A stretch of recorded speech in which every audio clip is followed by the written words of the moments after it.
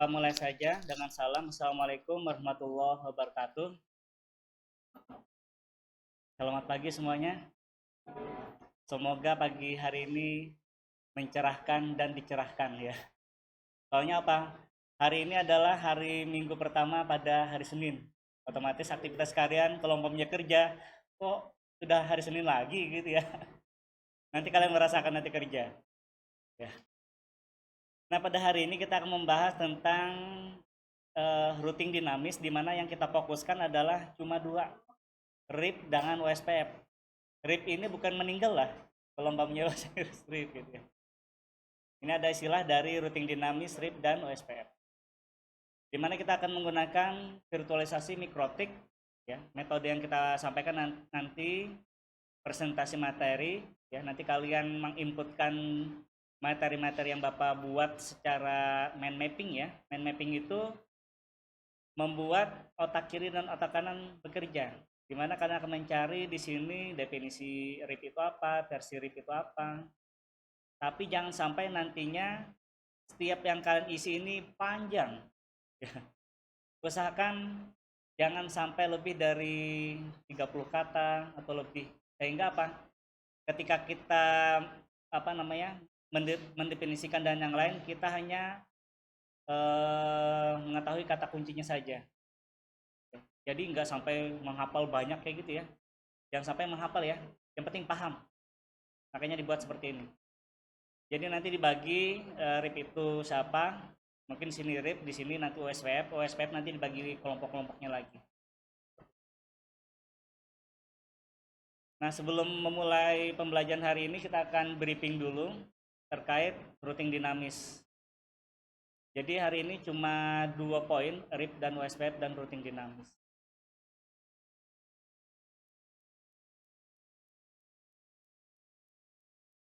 Dari sini dulu, konsep dynamic routing ya. Kalian boleh catat atau mengambil materi ini. Link Miro sudah Bapak kirim ya, tapi ini masih yang versi view. Nanti Bapak buatkan versi setelah materi selesai, paling beberapa menit aja Bapak jelaskan versi editnya. Oke, Bapak briefing sedikit ya. Mungkin kalian sudah mempelajari juga di materi praktikum jaringan komputer atau materi jaringan komputer.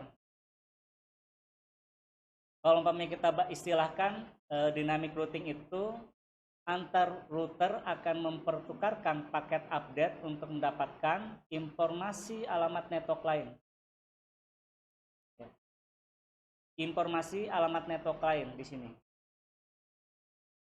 192.168.10.0/24. Ya. Ini disebut apa? Ini disebut apa? Siapa masih ingat? Kelompok RIP, kelompok OSPF. Kelompok RIP dulu.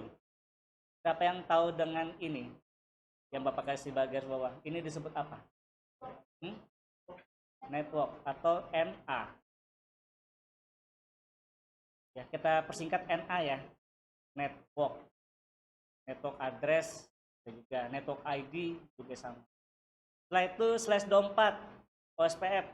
Ada yang bisa menjawab? Prefix bisa, IDR juga bisa. Dimana kalau umpamanya sudah kita simpulkan seperti ini, kita akan mengetahui /24 hostnya akan terbentuk adalah 192.168.10.1 sampai berapa? 254. Sangat simpel dari network address dan prefix. Seperti itu ya.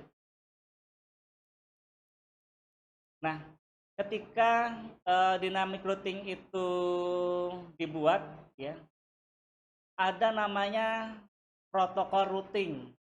Salah satu protokol routing adalah OSPF ya. Ini protokol routing, setelah itu RIP. Mereka bekerja beda-beda menggunakan algoritma yang berbeda juga. Intinya apa? Mereka akan mengirim ya, protokol routing ini akan mengirim paket update. Yang dikirim apa? Network address-nya. yang dikirim ke, nah kalau Bapak gambarkan, jelek banget gambar Bapak ya, Bapak kecilin lagi, thickness. Oke, kalau Bapak lompat satu ini disebut apa? Siapa-siapa masih ingat? Lompat satu router. Next hop. Apa? Next hop.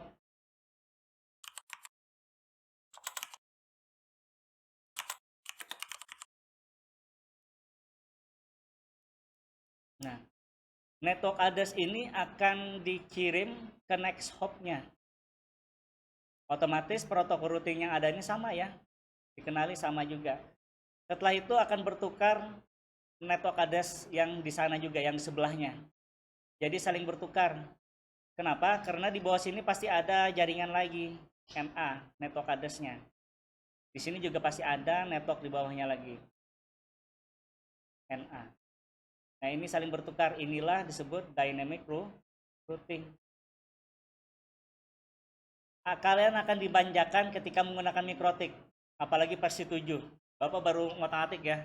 Soalnya versi 6 hampir sama dengan Cisco, harus memasukkan network address-nya. Tetapi dengan menggunakan mikrotik versi 7, router S7 yang kita pakai sekarang sangat dimanjakan. Kalian tinggal bobok klik, sudah jadi routingnya ya. Nanti kita praktekkan. Pembagian routing ya. Routing dibagi menjadi dua sebenarnya ya. Kita kesini dulu. Routing itu dibagi dua, interior gateway protocol (IGP) sama exterior gateway protocol (IGP). Jadi kalau umpamanya di dalam network dalam itu kita harus membahas interior gateway protocol. Saat ini kita membahas IGP. Minggu depan kita membahas BGP. Hati-hati penyebutannya. I itu adalah interior, B itu adalah border. BGP ini, border gateway protocol. Tetapi menggunakan apa? Eksterior. Jadi kata kuncinya apa? Interior, kita kunci dulu. Lock. Interior sama eksterior. Yang kita pelajari hari ini apa? IGP, interior. Di mana interior itu dibagi menjadi dua, ya. Distance vector sama link state. Di mana distance vector ini berdasarkan hop, ya, lompatan.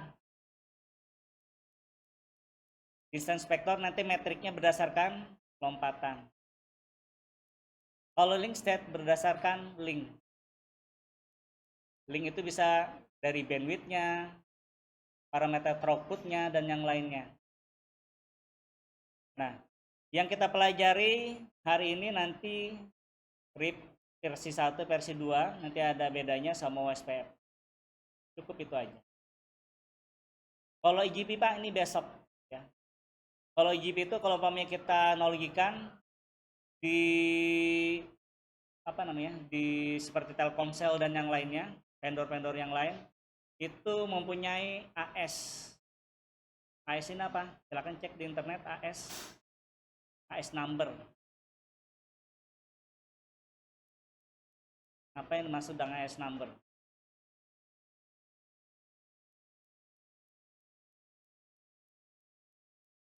Routing gimana?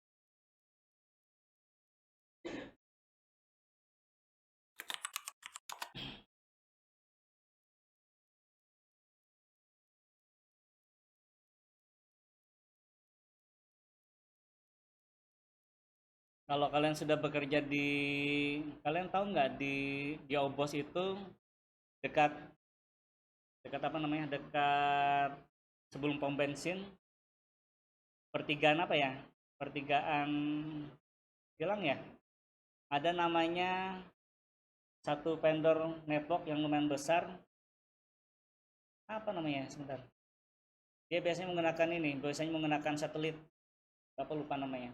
Nah, mereka sudah menggunakan BGP ini. Nanti kita pelajari deh ya. Kita lanjut aja dulu.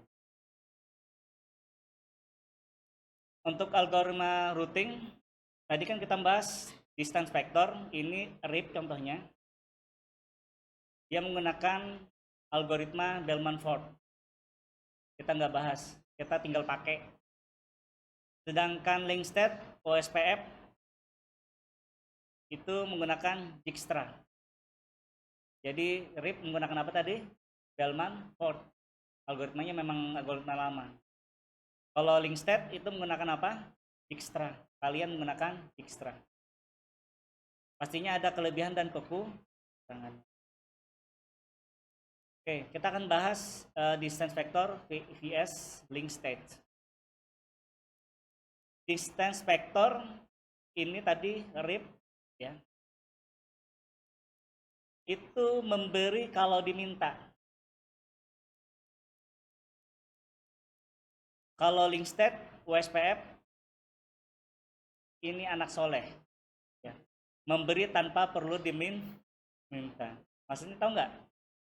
Memberi, orangnya nggak minta tapi langsung diberi aja. Ini USPF. Ini RIP, memberi kalau diminta. Maksudnya gimana? Seperti ini. Jadi si RIP ini ya, dia request ya. Setelah itu diupdate seperti ini. Tetapi kalau menggunakan link state, router 2 memberikan informasi. Kalau ada perubahan di sini menjadi 40, dia akan memberi. Tetapi dengan link state vector, di sini ada kata kunci periodik. Jadi dia akan mengupdate secara periodik, biasanya 30 second. 30 detik, setiap 30 detik nanti ada broadcast. Broadcast berapa IP-nya? IP broadcast berapa? IP broadcast jangan lupa 255 255. Ini IP broadcast yang mengecek updatean dari routing juga termasuk. Jadi dia request update. Tetapi kalau menggunakan link state OSPF, dia memberi terus ke router yang lain. Kalau misalnya routernya di bawah, dia akan juga update juga. Kalau umpamanya ada router di bawahnya, router 1, router 2, di sini router 3. Dia akan mengirim update tanpa disuruh. Dia akan kasih terus. Paket update dikirim kalau ada perubahan topologi jaringan. Kalau umpamanya topologi jaringan berubah, di sini jadi 40, dia akan update terus. Lebih enakan mana? OSPF atau RIP?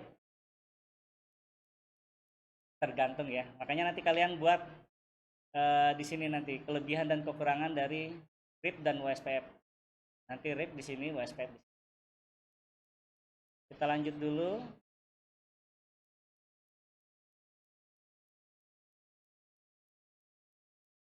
Selanjutnya distance vector, informasi rute hanya sebatas antar router tetangga yang terhubung langsung.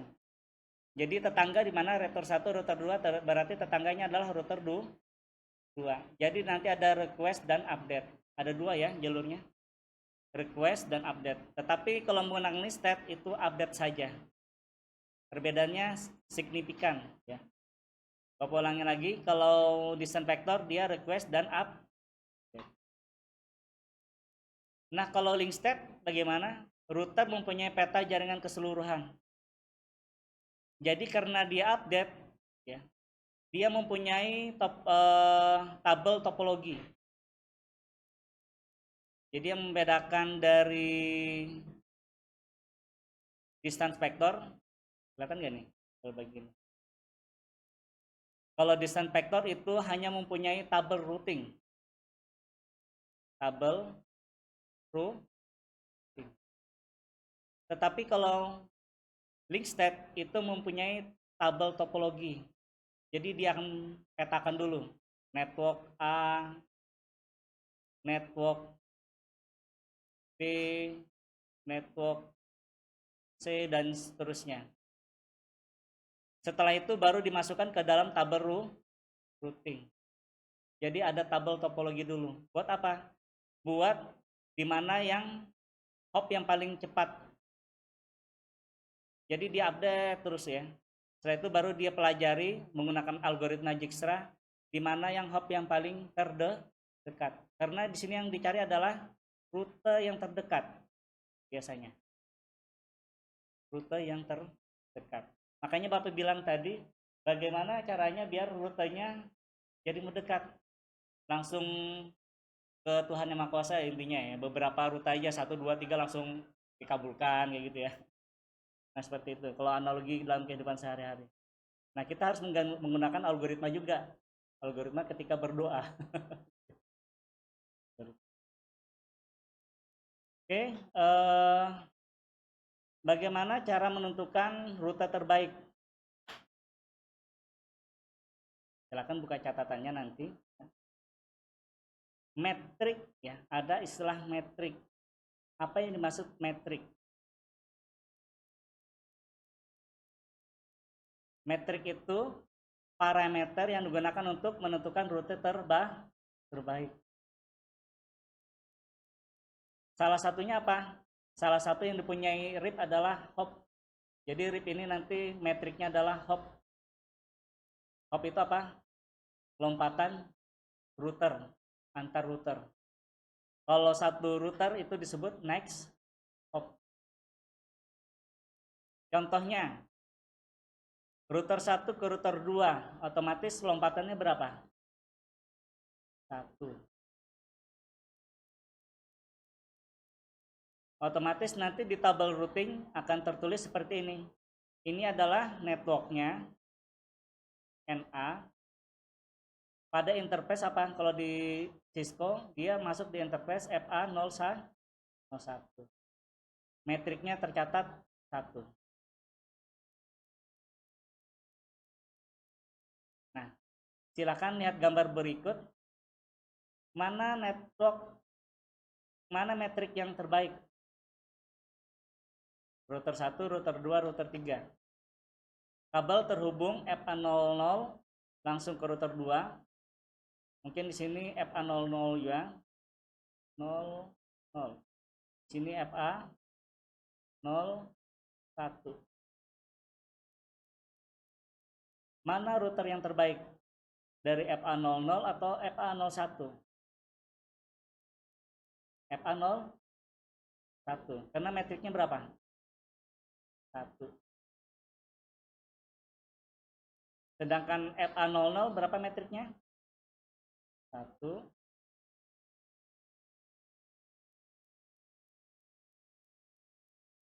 Alamat yang dituju apa? Ini adalah destination-nya.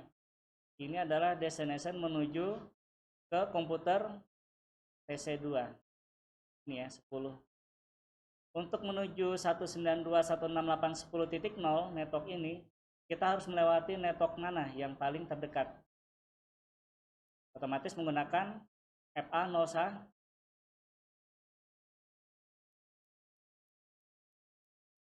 Ada juga istilah load balancing.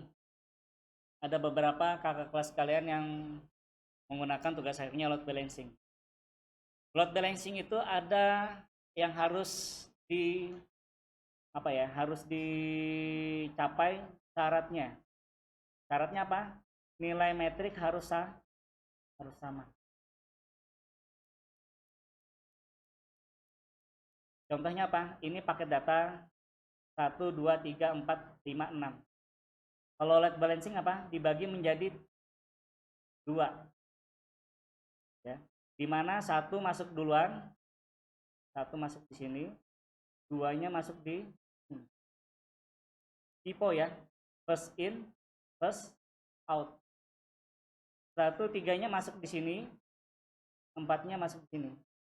Akan cepat nggak ketika kita menggunakan load balancing? Akan cepat nantinya. 5 di sini, 6 di sini. 6 di sini. Nah, pakai data ini yang harus diwajibkan apa? Syaratnya nilai metriknya harus sama. Kalau di sini nilai metriknya 2, di sini juga harus 2. Seperti ini. Ini konsep load balancing. Ada juga istilah convergen. Apa itu convergen? Suatu keadaan jika antar router mengenal alamat network satu dengan yang lainnya. Antar router saling mengenal alamat network satu dengan yang lainnya. Di sini tadi apa? Antar router saling mengenal alamat network NA ya. Nah, di sini kalau kita lihat router 2 addressnya berapa? 30 dengan apa? Lagi enggak? Kira-kira tabel routing R2 berapa? Berapa tabel routing R2? Tabel routing R1 pastinya 10. Setelah itu 20. Kalau tabel routing R2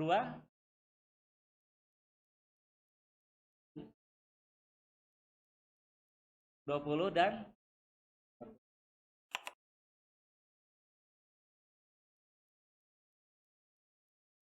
ya, 20 dan 30. Nah, ketika disebut konvergen, kita punya istilah baru ya, konvergen. Ketika antar router ini sudah mengenali network satu dengan network lainnya. Apa? Mengenali network satu dengan yang lainnya. R1 mengenali network R2, R2 mengenali R1. Kalau R1 mengenali R2 itu belum konvergen. Kalau konvergen di tabel routing pasti kelihatan. Kalau di mikrotik show IP root akan terlihat nanti tabel routingnya. Itu disebut apa tadi? Konvergen. Prosesnya gimana? Ya, prosesnya seperti ini. Ini contoh ada 3 network ya. 10, 20, 30. Ketika proses konvergen itu dia mengenali dulu R1 minta update. R1 berbicara dengan R2. R2 ini loh IP di tempat network address di bawahku ini IP-nya 10 ya. Setelah itu menuju ke router kamu nanti 20. 20 sudah masuk ya. Karena apa? Karena dia tidak ada hopnya. 0, metriknya 0. Setelah itu di tabel router 2 juga memberitahukan di tempatku juga ada 30 nih. Ya. Setelah itu di network menuju tempat kamu itu ada juga 20. Makanya di sini disebut 0, 0. Nah, setelah itu ada satu hop ya. Satu hop yang ini, FA00 di sini. Ini saling bertukar. 10, di sini juga saling bertukar FA01. FA01. Nah, ini disebut apa tadi? Proses convert. Jadi semuanya ada ya tabel routingnya. Nah, ini akan sangat dimudahkan ketika kita menggunakan routing dinamis RIP dan OSPF. Ya. Untuk RIP dan OSPF silahkan nanti dicari, Bapak akan bagi tugas ya, bagi kelompok setelah ini, tapi Bapak praktekkan dulu bagaimana simulasi di mikrotik. Silahkan diperhatikan ya. Bapak videonya Bapak stop dulu, Bapak bagi